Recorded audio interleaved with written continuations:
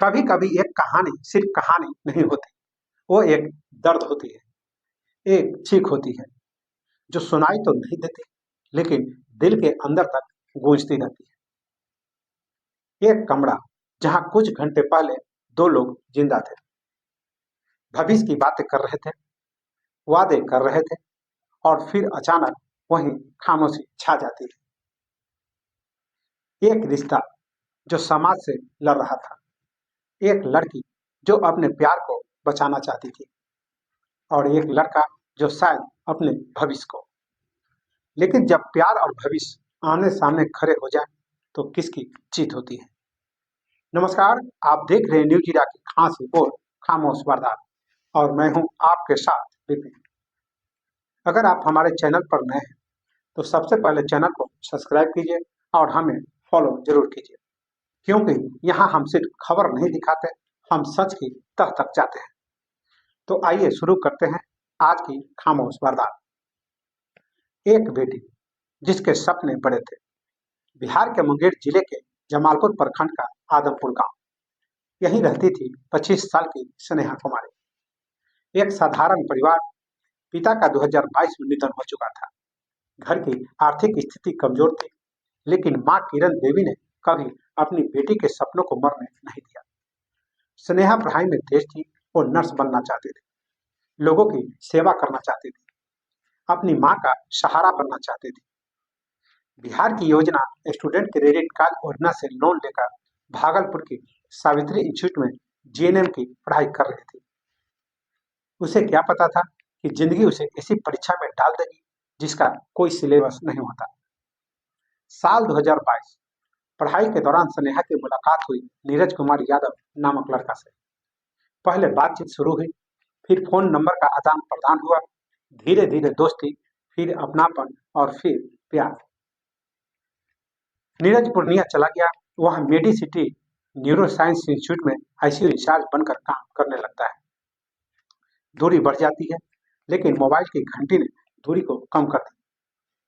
दिन रात बातें होते रहती, भविष्य की योजनाएं बनते रहती, शादी के सपने देखे जाते रहे, लेकिन सपनों की जमीन हमेशा मजबूत नहीं होती। कुछ महीनों बाद स्नेहा को पता चलता है नीरज की शादी तय हो गई है। उसके पैरों तले जमीन खिसक जाती है। क्या 4 साल का रिश्ता झूठा था? क्या वादे सिर्फ शब्द थे?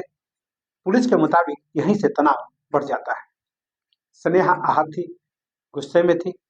आहत प्यार सबसे ज्यादा खतरनाक होता है, क्योंकि उसमें उम्मीद भी होती है और टूटल भी। तारीख 17 जनवरी, स्नेहा भागलपुर से पूर्णिया पहुंचती है, सीधे नीरज के किराए के कमरे में। 3 दिन वहीं रहती है। क्या बातें हुई, क्या मनाने की कोशिश हुई, क्या आरोप लगे, कोई तीसरा गवाह नहीं। लेकिन 18 जनवरी की रात 8 बजे स्नेहा ने अपनी मां से आखिरी बात की। मां ने पूछा, बेटी ठीक हो? स्नेहा ने कहा, हाँ मां, और फिर मोबाइल स्विच ऑफ। जांच के दौरान सामने आया कि कमरे में प्रेगनेंसी टेस्ट किट लाई गई थी। क्या स्नेहा मां बनने वाली थी? अगर हाँ, तो नीरज की तय शादी पर क्या असर पड़ता? अगर नहीं, तो क्या यह सिर्फ आरोप प्रत्यारोप का हिस्सा था? एक कमरा, दो लोग, एक टेस्ट और अनगिनत सवाल। पुलिस के अनुसार 19 जनवरी की सुबह दोनों के बीच झगड़ा हुआ। नीरज का कहना है वह शादी का विरोध कर रही थी। गुस्सा बढ़ा, आवाजें ऊंची हुई, और फिर नीरज ने कथित रूप से स्नेहा का गला घोंट दिया। जरा सोचिए, एक आईसीयू इंचार्ज, एक मेडिकल प्रोफेशनल जिसे सांस की कीमत पता थी, उसी ने उसकी सांसें छीन ली। हत्या के बाद का घबराहट, पछतावा या बचाव की योजना। नीरज ने सबको ऑटो में रखा, पूर्णिया के कप्तान नापारा शमशान घाट पहुंचा। शमशान कर्मी से कहा, मेरी पत्नी की आकस्मिक मौत हो गई है। पत्नी जिस लड़की से शादी ही नहीं हुई। 8500 रुपये का ऑनलाइन भुगतान किया। लकड़ियां खरीदी गई और आग ने सच को ढक दिया।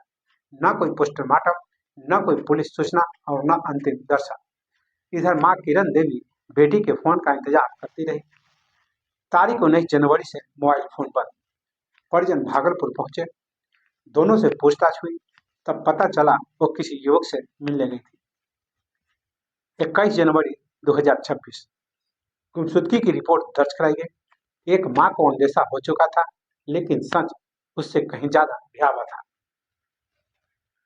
पुलिस अनुमंडल पदाधिकारी अभिषेक आनंद, एसआई शिवरानी कुमारी और डीआईयू टीम ने जांच शुरू की। सीडीआर निकाला गया, लोकेशन को ट्रैक किया गया और नीरज पर शक ज्यादा गहरा गया। तारीख 7 फरवरी नीरज को आखिरकार गिरफ्तार कर लिया जाता है। पहले उसने सब इनकार करता है, लेकिन तकनीकी साक्ष्य, लोकेशन डेटा, शमशान घाट के पेमेंट रिकॉर्ड सभी कड़ियां जुड़ती है। रिमांड पर पूछताछ में उसने अपना अपराध स्वीकार करता है। आरोपी को पूर्णिया ले जाया जाता है। घटना स्थल पर ले जाकर पूरी वारदात दोहराई जाती है। शमशान कर्मियों को कोर्ट में पेश किया गया। उन्होंने पहचान की, हाँ, यही व्यक्ति शव लाया था। अब कहानी अनुमान नहीं, कानूनी दस्तावेज बन चुकी थी। स्नेहा की मां कहती है, मैंने सोचा था कि बेटी नर्स बनेगी, हमारा सहारा बनेगी। मुझे उसकी आखिरी झलक भी नहीं मिली। एक मां का दर्द किसी अदालत के फैसले से कम नहीं होता। सवाल जो अब भी चल रहे हैं, क्या यह सिर्फ शादी का विवाद था? क्या प्रेगनेंसी का डर था? क्या गुस्सा पल भर का था, या सोच समझकर उठाया गया कदम? हत्या के बाद शव जलाना, क्या यह घबराहट थी या साजिश? अंतरजातीय रिश्ते, परिवार का दबाव, इज्जत की चिंता, शादी का डर, क्या नीरज दो मोर्चों पर फंसा था? एक तरफ 4 साल का प्यार, दूसरी तरफ परिवार और सामाजिक दबाव। लेकिन क्या किसी भी दबाव का समाधान हत्या हो सकता है? एसपी सैयद इमरान मसूद के अनुसार चार्जशीट तैयार है, स्पीडी ट्रायल की तैयारी है, परिवार फांसी की मांग कर रहा है, अब फैसला अदालत को करनी है। शमशान की आग बुझ चुकी है, लेकिन सच की चिंगारी अब भी बाकी है। एक लड़की जो नर्स बनना चाहती थी, आज वह एक केस फाइल बन चुकी है। क्या यह प्यार था या स्वार्थ? क्या यह गुस्सा था या डर? आज के लिए फिलहाल इतना ही। हम फिर लौटेंगे एक और सच के साथ। आप देख रहे थे न्यूज जीरा की खास रिपोर्ट खामोश वारदात। तब तक सुरक्षित रहें, सावधान रहें और जागरूक रहें। नमस्कार।